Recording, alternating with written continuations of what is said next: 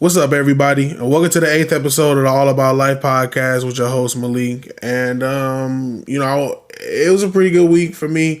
It's a real interesting week in sports. And I wanted to come in here and talk about Real Madrid and Alabama because I feel like both of them ate a humble pie this week. To be honest with you, it was a interesting 48 hours to say the least for Real Madrid, and it's been a whirlwind for a while for Nick Saban now for last year. But I wanted to talk because I feel like both clubs benefit from being giant clubs. They both benefit from being the biggest teams from their retrospective sports. You have Real Madrid, who is the largest team in Europe, and you have Alabama, who right now is a powerhouse in the college, Division I football leagues. Pretty much the SEC in general, really, but Alabama specifically. I mean, if we're talking, I'll mention it again later, but Nick Saban's been there 15 years. He has 6 titles already, 6 nationals. That's pretty goddamn good. That's really, really good.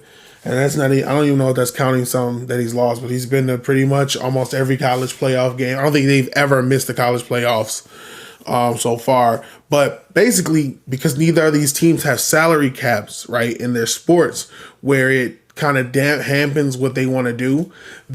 See, I'm going to get into it a little more specifically with each segment. However, in Real Madrid's case, there is no salary cap, so you're able to spend however much money you can afford. You have many backers, sponsorships. You can spend that money and buy pretty much anybody in the world because, it's everybody in the world. And with Alabama, you couldn't at the time buy players, but there's ways around it, lowering your ACT, having like low ass ACT scores and shit like that, SAT scores. And recently they both have been they've been losing. They've been competing. Usually their recruiting is always top dog. Every year is top dog. They get the best people. They get, like, Real Madrid is known for Galacticos. So we're going to get into them first because it's my favorite team. And I'm going to try to be completely unbiased in the realm of Real Madrid because I am a Madrid fan. I've been a Madrid fan. I was a Madrid fan before Cristiano Ronaldo came there. So, I understand the mentality. I can give you a little more insight about it because I genuinely am a Madrid fan. I love that team. Okay, so a little bit of backstory about Madrid is, so Madrid is they're from Spain, but they're the largest club in probably the world. In the football world, they're the richest club. PSG is on the rise, but Real Madrid has had the most league titles in Spain. They have had the most finals appearances in Champions League. Even before it was called Champions League, in the European Cup, they had the most wins. They have the most wins. Tailing them is AC Milan. However, Real Madrid is a club that has never really been. The worst we've ever done is 8th place. We've never relegated. We've always been a top team. We have always produced great generations, whether it be Raul, whether it be Ronaldo, it doesn't really matter. I mean, you can go to the 90s. We still had great players then. I mean, we've had it all the time, right? And since Florentino Perez, who is basically our director, has gone there, so he's had this philosophy, right? And it's to sign Galacticos every year. A Galactico is is essentially the higher, flashier, worldly players. Like in today's game, your potential Galacticos would be Kylian Mbappe, Neymar, Messi, Ronaldo, just giant names, but not just forwards, Pogba, anybody who's a high profile player. We do that every year. We go out to sign Galacticos because Florentino Perez, his first term as our president, this is his second term, but his first term, that was his promise. And that was to get, and it's gotten us nothing but success and more notoriety. And our newest guy that we wanted was Kylian Mbappe. For anybody who isn't, very versed in soccer/football, Kylian Mbappe is a young and up and coming French forward. He's 23 years old. He plays for Paris Saint-Germain. He's about 29 goals away from breaking PSG's all-time goal scoring already. He's already chasing Edison Cavani. He's already close to him. However, he's also been on the French national team and they've won the World Cup. He scored in the final.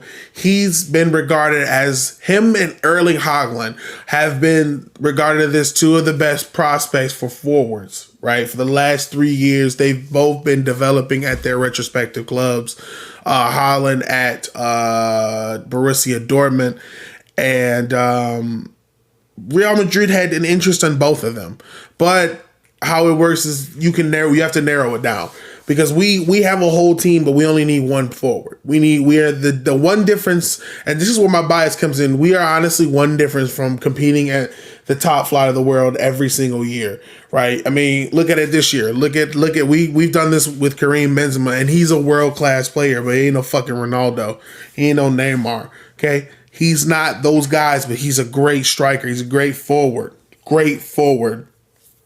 And Kylian and Haaland are the two that right now they're the it factors. They have it, and they're both young. And they both would have fit. But we mostly were going after Kylian because we've gone after Kylian Mbappe 5 other times: 2011, 2012, 2015, 2017, and then this year. We've been going after him because this is his favorite club. He's French, but his favorite club is Real Madrid. His favorite player was Ronaldo, right? He's been, you know what I'm saying? He loves the team like most people in the world. It's the largest fan base in the world, but it's like Maple Leafs, Cowboys, Real Madrid. That's the echelon of super fandom. Like, you'll find these guys, you'll see the hats, the shirts, the jerseys, and motherfuckers won't even know what it means. Like that, the Yankees, you'll see it. They don't know. But Kylian, he's denied us 5 times, okay? And 4 times before this prior, right?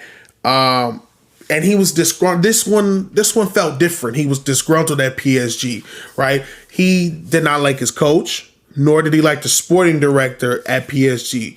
They're not winning. They have Messi, they have Neymar, they have a bunch of players that it's like, firstly, for Kylian, the arrival of Messi and Neymar to me is like, oh shit, this is like, okay, so you guys don't either A, trust me, or want to believe in me and my abilities, right? Because people will say, well, wow, that's the best chance to win. No, it's not, because those are 3 forwards who are used to having the ball on their feet at all times.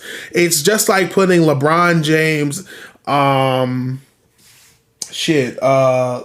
James, probably today's Kyrie Irving, and Jason Tatum on the same team. They all need the ball to thrive. LeBron is ball dominant. Kyrie is ball dominant. Jason Tatum is ball dominant.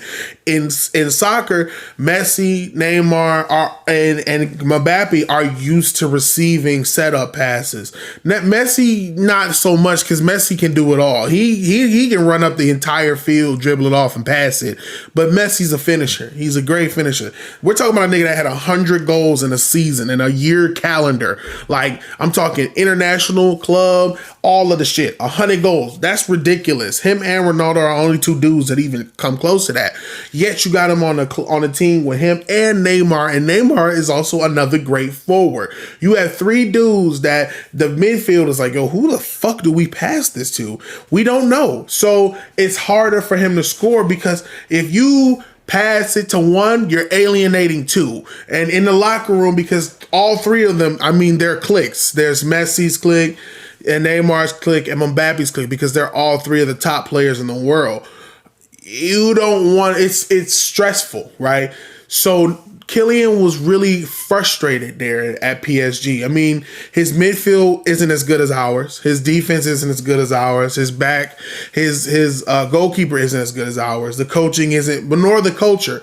Because we also need to understand something about PSG. Okay, PSG is a relatively young club with zero identity. It's not like Real Madrid. Real Madrid has a pristine arrogance about it. We need to win. We have no choice to win. If second place is not good, we don't go for second place. We don't strive to be first loser, right? Man City doesn't really have a culture, but they're developing it, right? AC Milan has a historic culture. Liverpool has a bit of a culture. Manchester United has a culture. PSG has just now, and in the 80s and 90s, started competing at the top of French League One. And even when they weren't good. PSG just started over in the 2000s, started getting good because it's Paris. Now they have backers. They have a bunch of motherfuckers from all over because it's Paris. There should be a team in the top flight. There's another team that's been around longer than them, Paris FC. Paris FC has more of a culture than them, but they don't have the financial backers that PSG did. So PSG ended up getting on. So PSG's identity is just throw money at it because PSG really... We know PSG to be a solid team, but they've never cracked finals.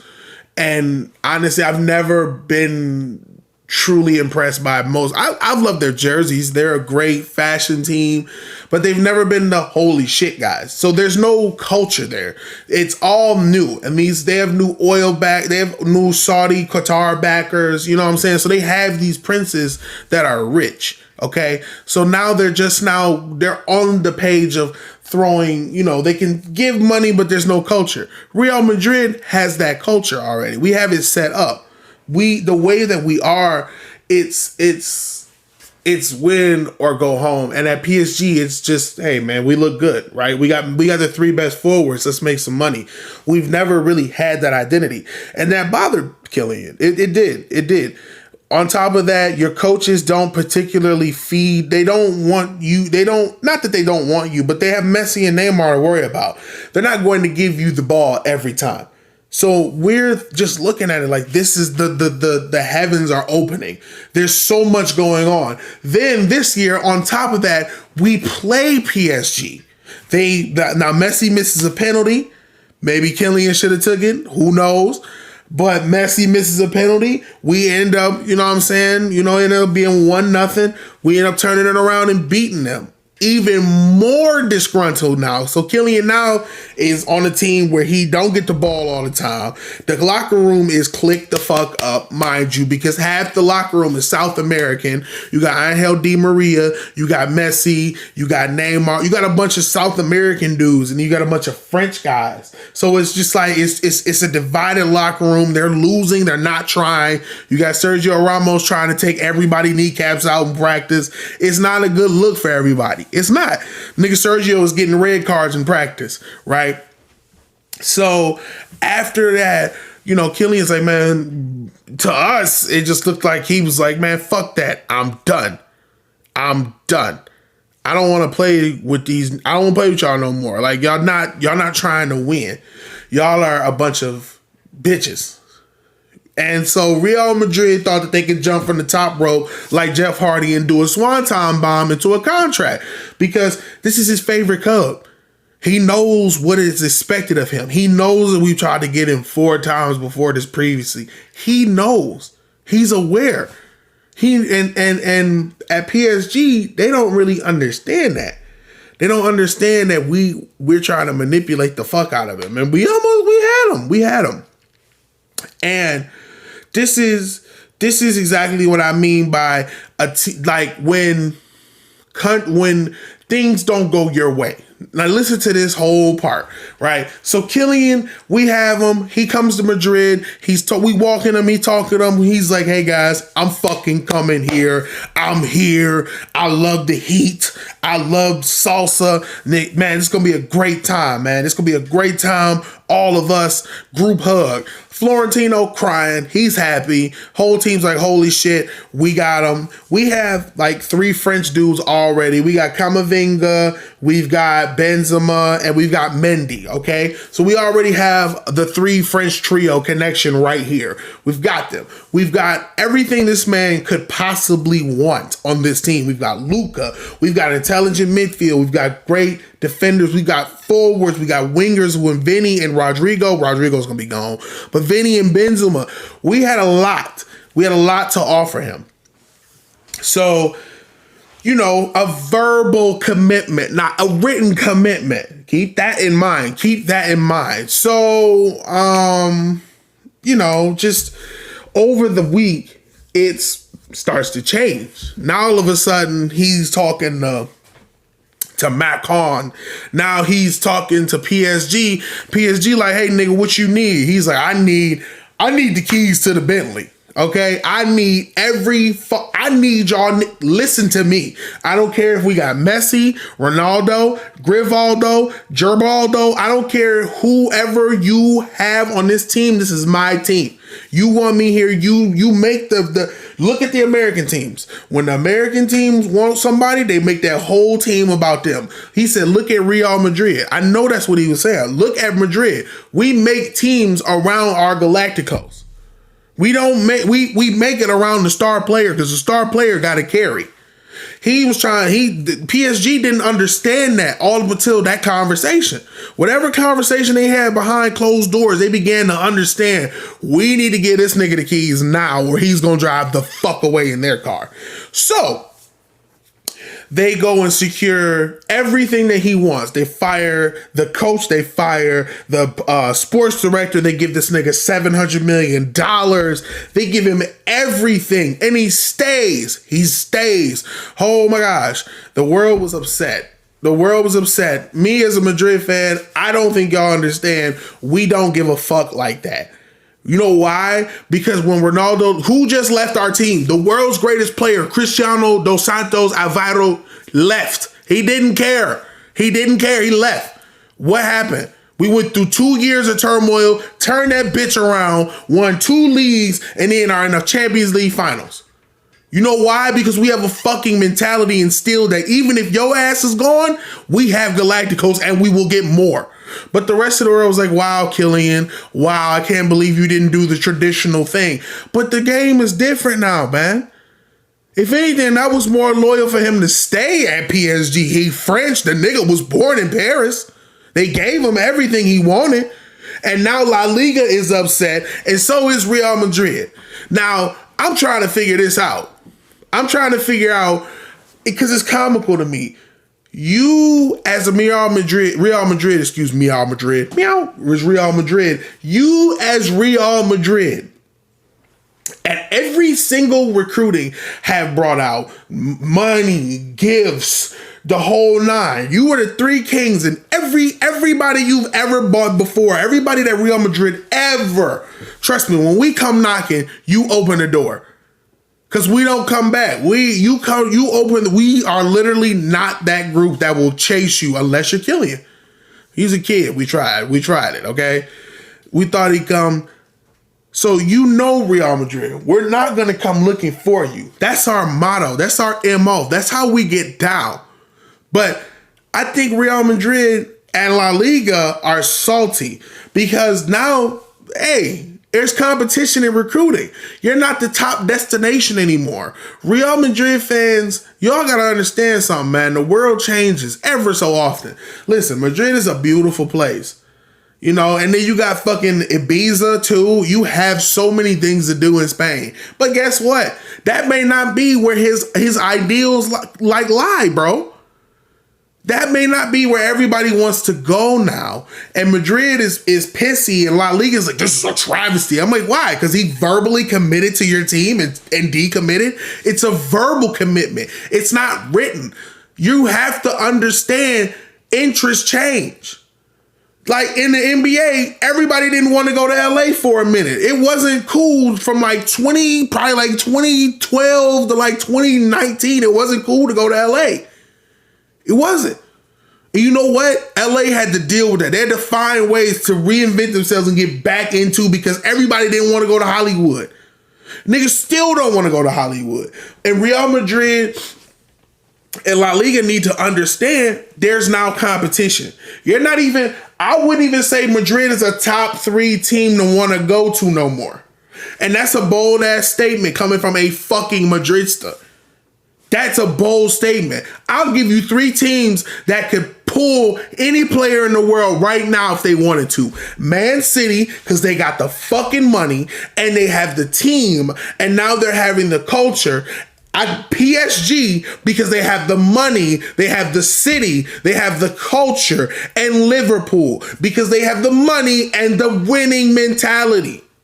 We got it too, but Madrid got to understand all this crying shit that you're doing, it make us look bad. It make us all look shitty. All of us, the fame, make us all look bad. We don't need to file no grievances. This is literally a case of, oh, so now basically these niggas over here can compete with us? We've been at the top forever, and now you're upset. Now Madrid and La Liga are pissed off because they finally figuring out you're not the top 5 destination spot no more. People don't want to come here no more. And all this bitching and complaining, it actually begs me, really, now that I'm thinking about it, like literally just sit on this podcast, I'm afraid that we might go the AC Milan route of no longer being a destination and bitching and complaining into obscurity. Look at where AC Milan is right now. AC Milan was a top place to go.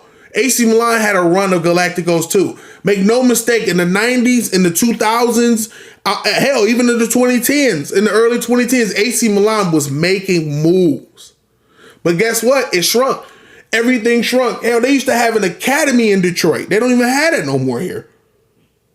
I'm afraid that Madrid will literally, instead of bouncing back, all this crying and complaining, I think it'll make them to a point where they'll complain till they're complacent. Because this is nothing more than just competition to me. This is like, I don't understand what we're complaining about. Sure. Was it weird that the president of France called this nigga to say stay in France? Sure. Whatever. It's no different than what happens in my country, in America. Sometimes the presidents will call and say, hey, you should stay. That happens. Shit happens. Shit happens. It happens. But that's, I mean, they made them feel wanted. That's competition. And to me, I think in soccer specifically, because there's no salary cap, it becomes an oligarchy, right? Where it's just a bunch of top, like the Super League. I love the Super League idea, though. I don't care. I don't care. Good idea. Anybody complaining about it is just a crybaby. But now, when you disperse all that money, when you open up the world, when you open up the game to the world, don't be mad when somebody in the world got some money and want to own one of the major teams, right? They're a young, new major face in soccer. That team could be the next Madrid. So why Madrid is complaining, I mean, they're using every tactic that you've ever done, and now you're upset, which is exactly who else I wanted to talk about was crybaby bitch ass Nick Saban, right? Because these, again, another team where basically they got their egos bruised, right? They literally got their egos bruised and they're upset about it, right? So I'm gonna talk about that for a little bit too. So if anybody don't know what Alabama does in football right now, they absolutely fuck shit up. And they're ran by a great coach, Nick Saban, right? Alabama is an SEC school. They've always been pretty good. I say not like always one team historically dominant, like, because you've had your times where Tennessee, not really Tennessee, but like Florida. Tennessee was a little bit like known, they was out there. Florida, Miami, those teams were at the top Texas was at the top. But Alabama recently, probably 2010 to now, have been absolutely cleaning the fucking floor with college football. Like, the only teams that can fuck with them is Clemson, right? And I'm going to explain to you exactly why that is. Because they have a great coach named Nick Saban, he's a great coach. Great coaches are great coaches, and they always gonna coach, right? But, however, in the NCAA, you're not allowed to pay your players, right? You haven't. But here's the thing.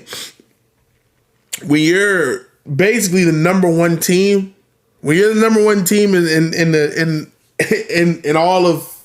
all college football, you get better recruits. And guess what helps better recruits? Lower test scores. These, and I don't mean to bang on the table. I know that should probably be like loud as fuck. But lower test scores always help. Bro, Alabama, the ACT score to get in there is an 18. The SAT at the minimum is a 900. That literally broadens your entire fucking population of niggas you can choose from. Because some of the best players aren't the most literate players. They're not. If you ever been to school with some of these players, man, some of these motherfuckers was stupid. They was dumb. They don't have to do nothing because they go to school. They go to school, they play football. It's like, shit, I mean, you dumb as fuck, but you sitting in the classroom, so you're fine. So as long as they go to school, they don't care. They don't really care. They don't have to be smart. They just have to sit in the classroom. Some, it don't work like that. For some schools, they have integrity. Alabama has zero, has zilch, has not had a dollar of it. They don't give a fuck. They don't care. They can pick your big ass off the street. If you was 6'5", was 350 and can run a 4.2, your bitch ass will be playing at Alabama tomorrow. That's exactly why today, whenever we compare a young player who ain't touched the college yet, we say, oh, he's going to Alabama. Why do you think that is? Because Alabama runs the recruiting. Why? Why do you think that is? But guess what? You could do that. And they've been running D1 up a muck. It's been every college playoff I done seen Alabama somewhere in the. I don't care whether they lose the first game or they go to the finals. Them niggas have been in it. I don't think they missed it. I literally do. They're like Real Madrid in the Champions League finals, man. Real Madrid has been there 30 some odd times, nigga. There has been 54 Champions League titles. I'm probably getting the numbers wrong, but bro, there's not been over 70 or 70 of them. So we've been there greater than half, just like these motherfuckers have been in all the college playoffs since they've been initiated. Don't you think you see a little bit of a problem, a little bit of disparity in how everything works and how this works, right? So the NCAA, they didn't really change it because of them, but they changed the rules because they realized that, all right, well, these niggas are not going to college anymore because their image and likeness, they can't profit off of it. So guess what we're going to do? We're going to let them profit off of their image and likeness. Oh, no. Should that be a bad thing? Should that be like, oh, well, that means I won't go to Alabama? No. Does it? Should that mean that? Well, it could. And that's what it's been doing. That's what it's been doing for a lot of kids. And Alabama resents that because now they don't have to particularly go to the top schools to be compensated, right? Now they can literally go off of their image and likeness. They can go to certain schools. If you sign with X, Y, and Z, you'll get $1 million advertising contract. And everybody who's old as shit and has been profiting off of these young men and making millions upon millions and millions, like The Rock would say, millions and millions of dollars, are now upset because they can no longer get a piece of the pot. They can no longer have their piece. They can no longer they can no longer have Kate and Edith. It's not Cake and Edith, niggas. It's Kate and Edith. They can no longer have Kate and Edith anymore. You know why? Because now they can go anywhere and experience football. They can go anywhere and get drafted now, right? And this has been pissing off Nick Saban. Right. It's obviously because he's been losing a lot of number one recruits. Last year, he lost one to Jackson State. He lost one to Deion Sanders because the nigga made $1 million off of advertising contract. There's been a lot of players now that are going wherever they feel like it because they can now get paid for their services in different ways. Maybe they're not all under I don't believe they're all under contract, but I believe that when you have advertising, when you're, let's say, the top number 5 recruit in the world, at football, you can go and make a fucking, you can sign with Max Preps now in college and, you know what I'm saying, make some Max Preps commercials or get sponsored by Max Preps or anybody. Really, anybody can sponsor. You can get sponsored by Nike now. So, you know, with that, a lot of the players, they're going wherever they want because there's opportunity everywhere. And now there's no luckily, because we're modern and we're a little more evolved now, we no longer follow the dogmas that are, you have to go to a top school to get top recruited. You don't have to do that anymore. As long as you know how to ball, especially in college, it doesn't really matter now. I mean, when you look at, like, it behooves, to be honest, and I don't mean to go off like this, but it behooves a lot of players to do this now. To go to schools that aren't top schools and actually go to schools where they can play. I went to school at a school that had so many D1 players, okay? Our Catholic league, the league, nigga, I'm not just talking about my school in general. We had quarterbacks that went to Michigan. And quarterbacks that went to Penn State, quarterbacks that went everywhere.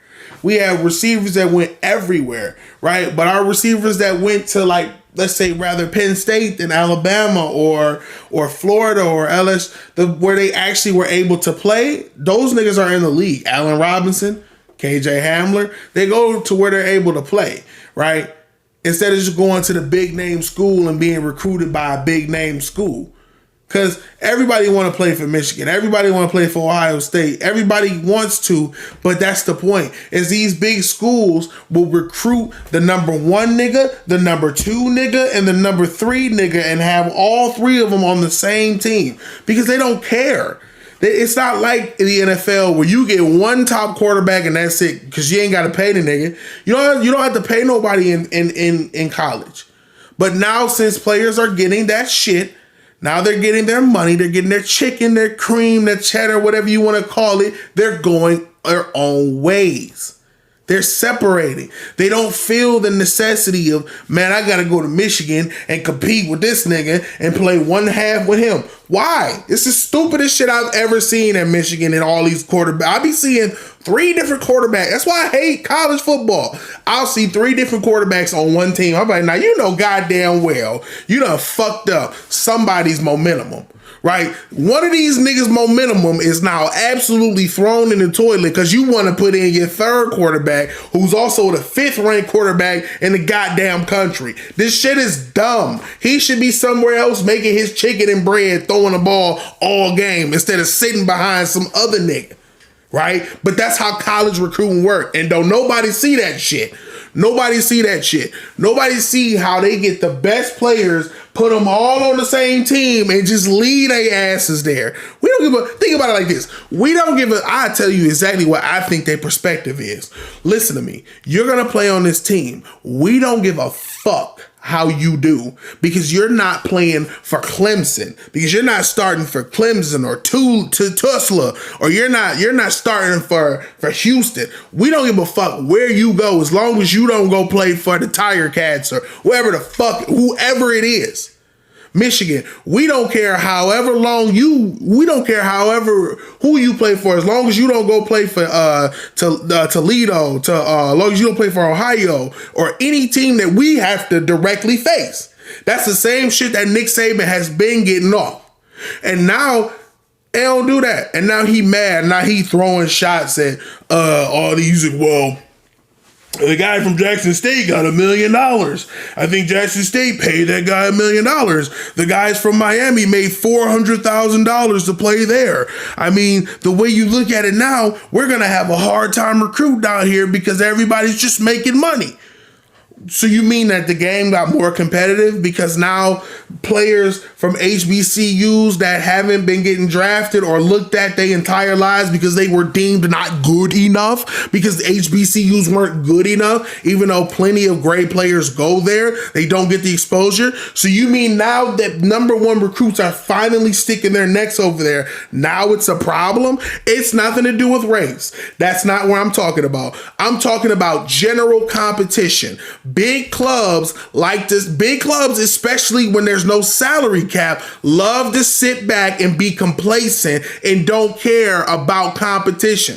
That's why I can't watch certain sports. Like, I love Madrid, but damn near I know every year in La Liga, guess what the La Liga stand? I tell you what the La Liga top three gonna be every fucking year. Interchange it however you feel like it, my nigga. You already know number one is going to be Barcelona or Madrid. And you know number three is in, unless Madrid have a stinker of a year or Barcelona have a dumbass year, they're going to end up in third. You know how that go.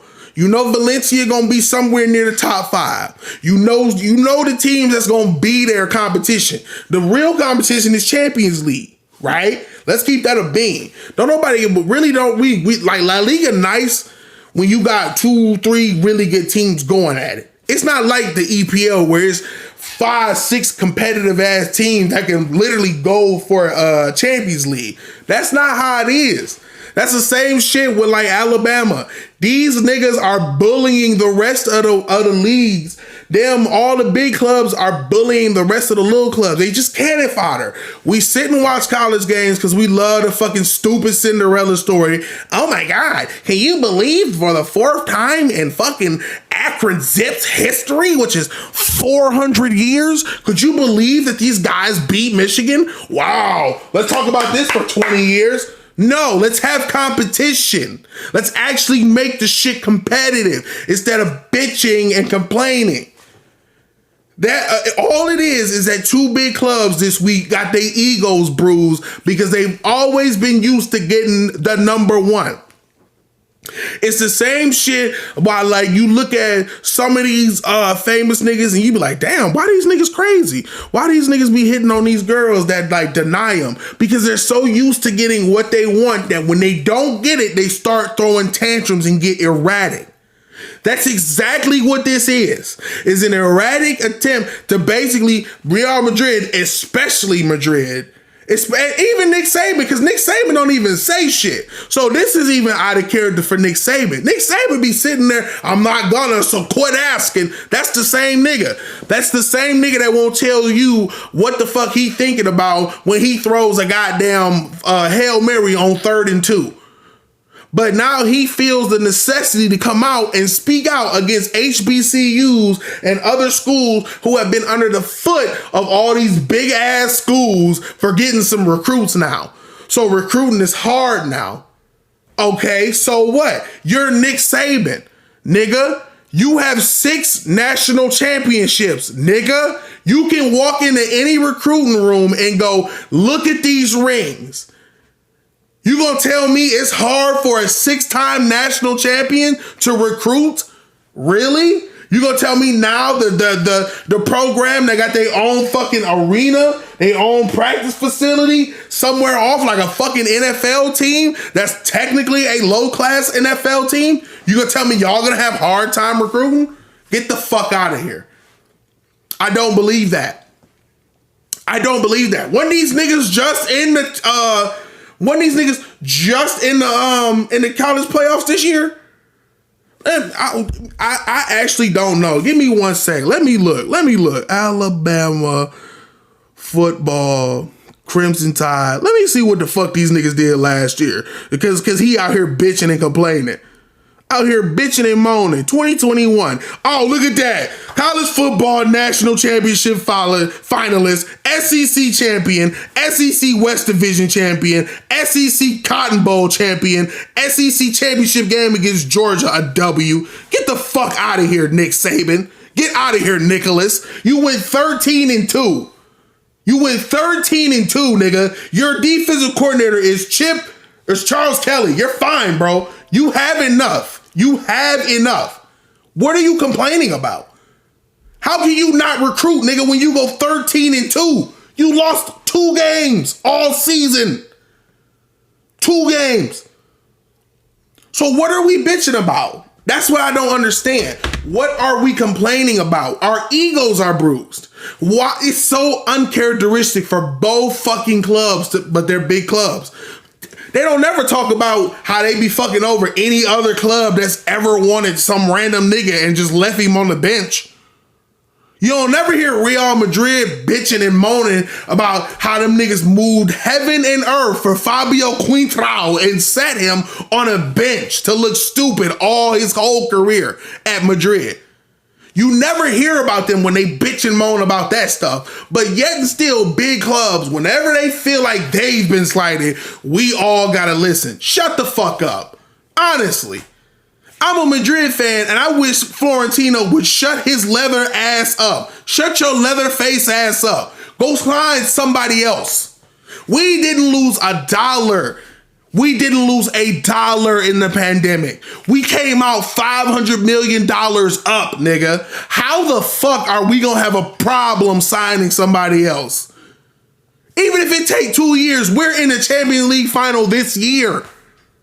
Shit, nigga. What else you want?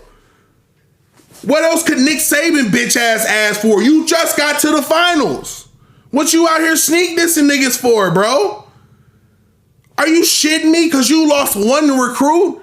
You lost a recruit to Jackson State, and now all of a sudden, the entire fucking system that we had before where nobody could make money off of it, now these niggas making money. It's a travesty. Really? Really? So because you can't make the money, so because you can't use their endowment, you can't use that revenue, so now it's a problem. Really, bro? I'm not trying to hear that. Your ego got bruised. Y'all throwing temper tantrums. Both teams is throwing temper tantrums. And they gonna have the nerve to bitch and moan about it. No. That's why I feel like salary cap should be in every single sport, my nigga. Every sport, every league, and make it competitive. You got X amount of dollars to work with. Fucking do it. Do that shit. Because when you don't, you create oligarchies. Just like what happens in college and in soccer. Like I said, don't nobody give a fuck about domestic league cups no more, man. You know why? Because we know all look at Germany. Look at Bayern Munich. Look at Bayern Munich bum asses. Nigga, I can't remember the last time somebody came close to winning Bundesliga. You got teams like Borussia Dortmund that are content with sitting in second every place because they're a farm team. These niggas don't even go after adults no more, bro. Borussia Dortmund come in second every year to Bayern because Bayern win every year. And what do Borussia do? They go get the best young players in the world and have them niggas play against them niggas and then ship their asses off for money.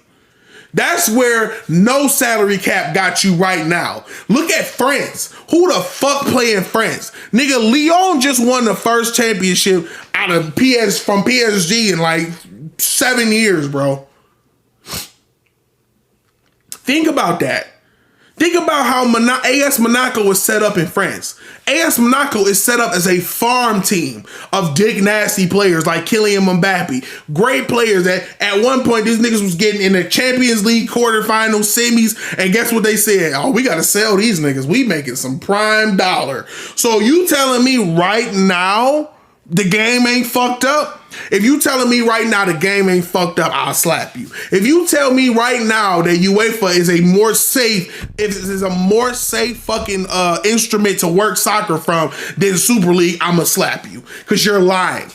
Because it's always been fucked up. Somebody always losing, but now you're losing. Now the top dog's losing. So now the top dog that's been here don't want to understand that when you kicked AC Milan off their pedestal, Real Madrid, when you kicked Miami off their pedestal, fucking Alabama, this shit's gonna happen to you.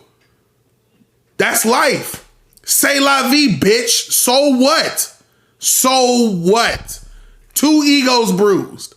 And that's what happened this week. And it was such a big deal. It was such a major deal. Everybody's like, oh my God, can you believe Kylian? Could you believe Kylian verbally committed and decommitted? Yes.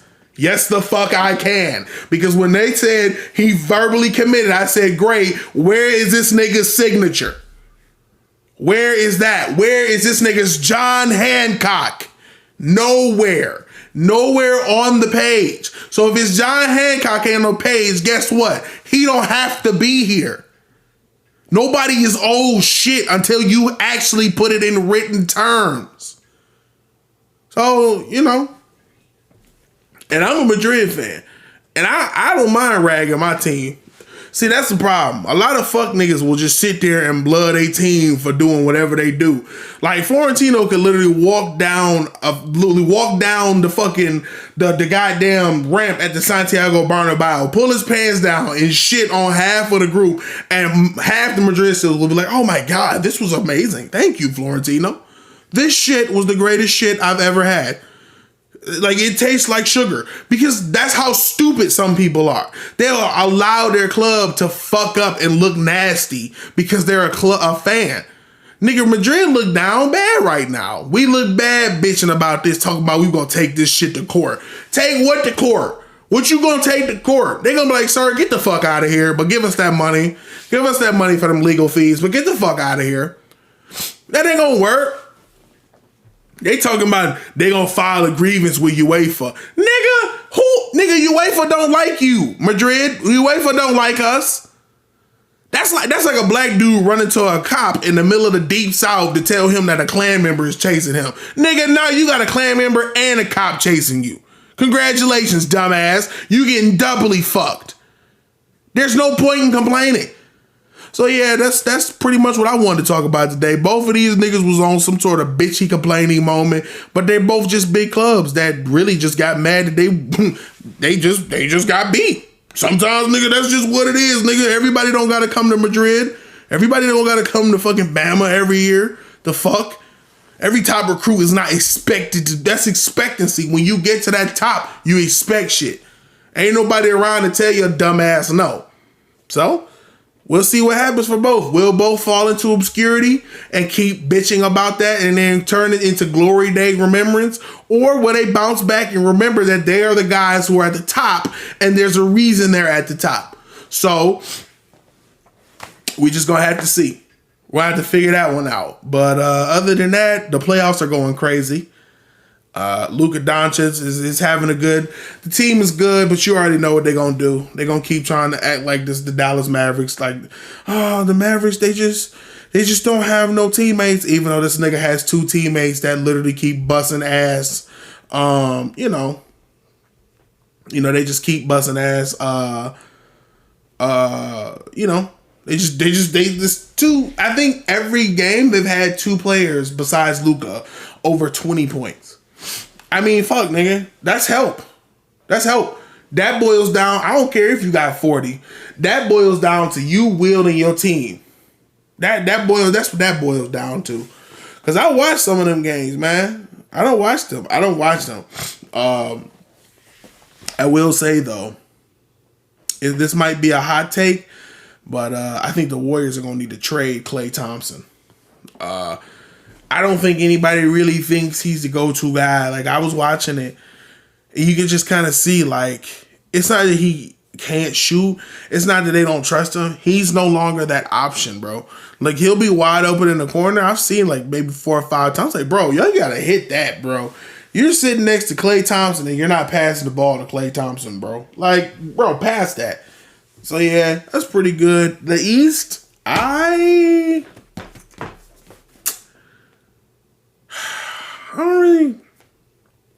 don't really care. I'm a Raptor fan, so I want both teams to lose. I want them both to lose. I don't even want an Eastern team to get. I don't even want an Eastern Conference team to make it to the finals. I just want whoever wins the Western Conference Finals to win because the Raptors didn't make it. You know, like.